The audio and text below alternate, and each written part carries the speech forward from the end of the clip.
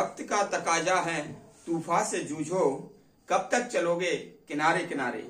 नमस्कार, मैं धर्मेंद्र कुमार, प्रगति क्लासेस के यूट्यूब चैनल में आप सभी का बहुत बहुत स्वागत। और बात करेंगे एसएससी जीडी 2023 प्रगति परीक्षा वर्दी वाला टेस्ट सीरीज क्रमांक 4। काफी महत्वपूर्ण प्रश्न लिए गए हैं साइंस विषय से, देख लेते हैं। पहला प्रश्न है, एस्टिग्मेटिज्म क्या है? एस्टिग्मेटिज्म एक आंख का रोग है जिसमें वस्तु ठीक से दिखाई नहीं देती है, और इसके अलावा आंख के बहुत सारे रोग होते हैं जैसे कि ग्लूकोमा, ट्रेकोमा, ठीक है, और नाइट ब्लाइंडनेस यानी कि रतौंधी, ठीक है। तो इस प्रकार से ये जो एस्टिग्मेटिज्म है वो एक आंख का रोग है, आप याद रख लेना, ठीक है। कई बार ये प्रश्न पूछ लिया गया है एग्जाम में। अगला देख लेते हैं, विश्व स्वास्थ्य दिवस कब मनाते हैं? तो 7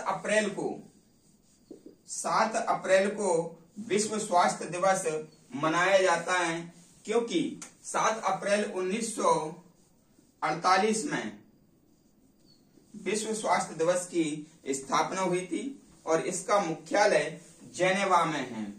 मुख्यालय जेनेवा में है, ठीक है, ये हमको याद रख लेना है। अगला हम प्रश्न करेंगे प्रश्न नंबर 3। प्रश्न नंबर 3 है, मेलाकोनाइट किस धातु का खनिज है? देखो, खनिज में 2 या 2 से अधिक धातुएं होती हैं, और जो मेलाकोनाइट है ये इससे तांबा धातु निकाला जाता है, यानी कि तांबा धातु का जो खनिज है वो मेलाकोनाइट है। और मैं आपको बता दूं कि सबसे पहले मानव तांबा धातु के बारे में जानकारी रखता था, लोहा धातु की उसको जानकारी नहीं थी। तो 2 प्रश्न इसमें हैं। एक तो ये प्रश्न आ जाएगा, मेलाकोनाइट किस धातु का खनिज है, तो आप लगा देंगे तांबा। दूसरा आपसे पूछेंगे कि मानव को सबसे पहले किस धातु की जानकारी हुई, तो आप बताएंगे, उसका भी आंसर क्या होगा? तांबा होगा। और इसको याद रखने की मैं ट्रिक बता देता हूं, जैसे कि मानवता, ठीक है ना, मानवता आप याद रख लेना। तो मानव ने सबसे पहले किस धातु के बारे में पता लगाया था, जानकारी मिली थी, तो ता से हो जाएगा तांबा, ठीक है, ता से क्या हो जाएगा? तांबा। तो ये यूनिट ट्रिक आप याद रख लेना, मानवता, यानी कि मानव को सबसे पहले तांबा धातु की जानकारी मिली, ठीक है। अगला प्रश्न देख लेते हैं, प्रश्न नंबर 4, किस अम्ल का प्रयोग सीसा संचायक सेल में किया जाता है? तो मैं आपको बता देता हूं कि जो H2SO4 है, H2SO4, इसको कहते हैं सल्फ्यूरिक अम्ल। सल्फ्यूरिक अम्ल, इसे अम्लों का राजा भी कहते हैं, अम्लों का राजा भी कहा जाता है। तो इसका प्रयोग सीसा संचायक सेल में किया जाता है। प्रश्न नंबर 5 देख लेते हैं। तो प्रश्न नंबर 5 है, मनुष्य के शरीर में कितना लीटर रुधिर होता है?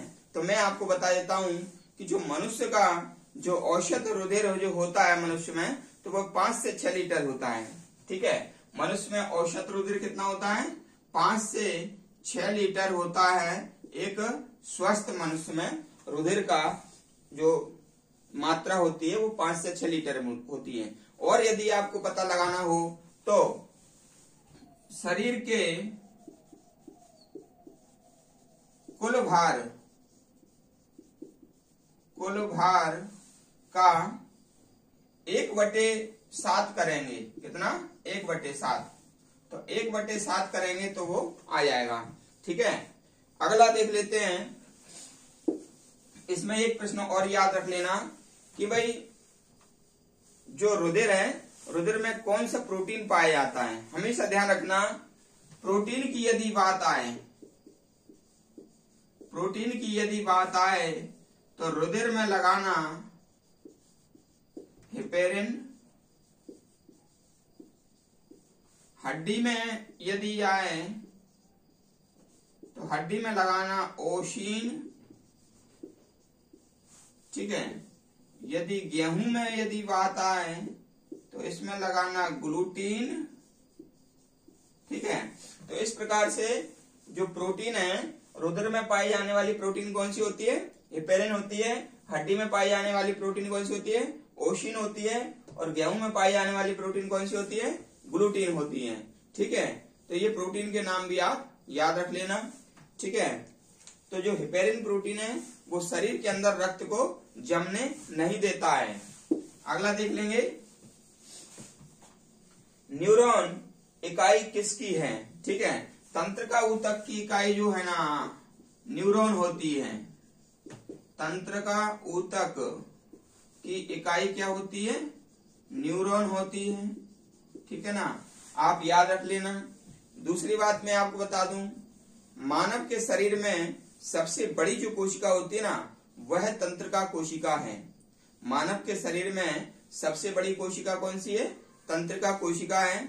और यदि किसी जंतु की पूछे कि सबसे बड़ी कोशिका कौन सी है, तो जंतु में आ जाएगा शुतुरमुर्ग का अंडा।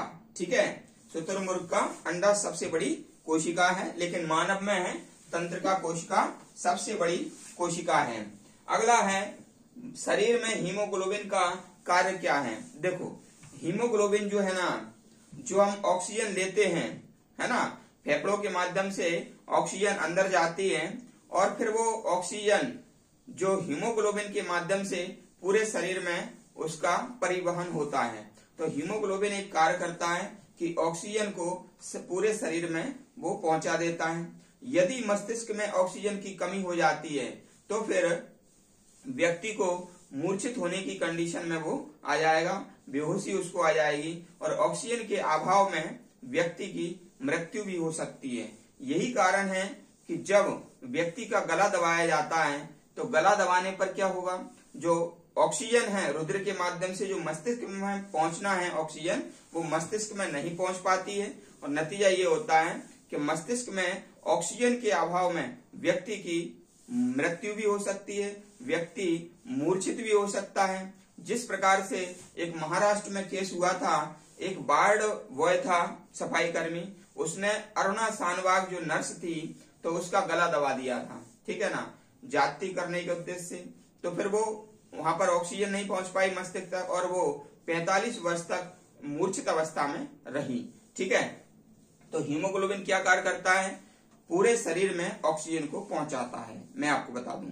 ठीक है, और जो शरीर में ऑक्सीजन की मात्रा सबसे ज्यादा होती है, अगर क्वेश्चन पूछे कि शरीर में किस तत्व की मात्रा सबसे अधिक होती है, तो ऑक्सीजन की मात्रा सबसे अधिक होती है और दूसरे नंबर आता है किसका? कार्बन का। ठीक है, ये आपको ध्यान रखना है।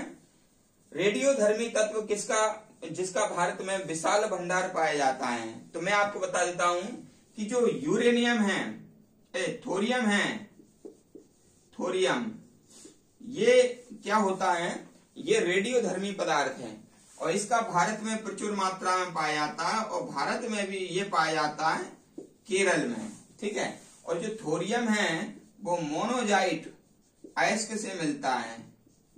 ठीक है, मोनोजाइट अयस्क से इसको निष्कर्षित किया जाता है। ठीक है, हालांकि एक यूरेनियम भी होता है, ये भारत में कम मात्रा में पाया जाता है। ठीक है, यूरेनियम सिर्फ झारखंड में पाया जाएगा, है ना, छुटपुट मात्रा में ये, उसमें मध्य प्रदेश में भी पाया जाता है थोड़ी सी मात्रा में, झारखंड में हजारीबाग में पाया जाता है। लेकिन जो थोरियम है ये सबसे ज्यादा पाया जाता है पूरे विश्व में, भारत में सबसे ज्यादा भारत में, लेकिन इसका उत्खनन भी इतना नहीं हो पा रहा है। केरल राज्य में है, मोनोजाइट से ये अलग होता है। और जो यूरेनियम है वो पिचब्लेंड से अलग होता है। यूरेनियम किससे अलग होता है? पिचब्लेंड से।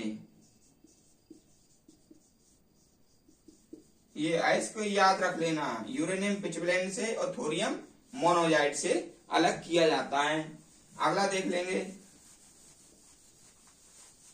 अगला प्रश्न है, किसी मानव की आंख की रेटिना पर प्रतिबिंब कैसा बनता है? ठीक है, हमेशा ध्यान रखना, वास्तविक बनेगा और उल्टा बनेगा। वास्तविक और उल्टा हमेशा ध्यान रखना, ये ट्रिक वाव याद रख लेना। जब भी हम कोई चीज देखते हैं और हमको बहुत अच्छी लगती है, अपन क्या कहते हैं? वाव, क्या चीज है? ठीक है, तो वाव यानी कि वास्तविक और उल्टा। तो ऐसा हमारे रेटिना पर चित्र बनता है, उल्टा बनता है, लेकिन मस्तिष्क द्वारा उसको सीधा अनुभव कर लिया जाता है। तो ये वाव याद रख लेना, तो आपका ये हो जाएगा। ठीक है, अगला देख लेते हैं। अगला है फोटोग्राफी में उपयोग किया गया प्रकाश संवेदी कौन सा है। तो मैं आपको बता देता हूं, जो AGVR है, AGVR ये फोटोग्राफी में प्रयोग किया जाता है। ठीक है ना, AGVR ये फोटोग्राफी में प्रयोग करते हैं। ठीक है ना, AgNO3 ये मतदाता की उंगली में प्रयोग करते हैं, उंगली में प्रयोग करते हैं। AGI ये कृत्रिम वर्षा में प्रयोग करते हैं, ये कृत्रिम वर्षा में प्रयोग करते हैं। तो हमेशा ध्यान रखना, जो सिल्वर ब्रोमाइड है वो फोटोग्राफी में प्रयोग किया जाता है। सिल्वर नाइट्रेट है ये मतदाता की उंगली में लगाते हैं ताकि वो स्थायी रहता है वो निशान, क्योंकि जो सिल्वर नाइट्रेट है वो शरीर के जो नमक है से क्रिया करके AgCl बना लेती है, और AgCl पानी में कैसा है, अम्लीय है। ठीक है, और AgI यानी कि सिल्वर आयोडाइड ये कृत्रिम वर्षा के लिए होता है, कृत्रिम वर्षा कराई जाती है सिल्वर आयोडाइड से। ठीक है, तो इस प्रकार से हमारी ये आज की टेस्ट सीरीज थी। आपको कैसी लगी कमेंट्स करके बताएं, वीडियो को अधिक से अधिक शेयर करें, और जो व्यक्ति नए हैं वो चैनल को करें सब्सक्राइब। सभी का बहुत बहुत धन्यवाद।